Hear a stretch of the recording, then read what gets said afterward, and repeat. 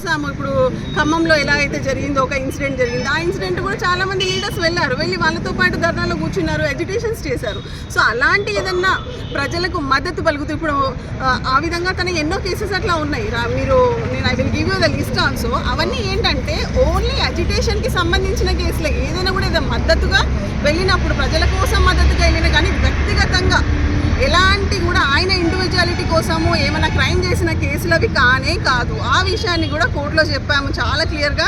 అందులో ఆల్రెడీ ఏ సెక్షన్ కింద రిజిస్టర్ ఉన్నాయి. సో అవన్నీ కూడా కప్పిపుచ్చి ఇన్ని కేసులు ఉన్నాయని చెప్తున్నారు, కానీ for what purpose those cases have been filed అనేది చెప్పట్లేదు.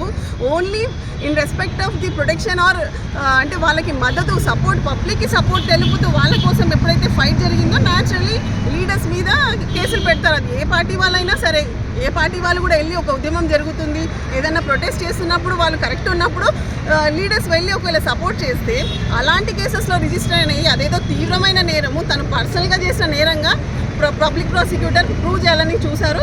కానీ మేము చెప్పాము ప్రతి each and every section what it says and what all those types of cases అని కూడా మేము చెప్పడం జరిగింది.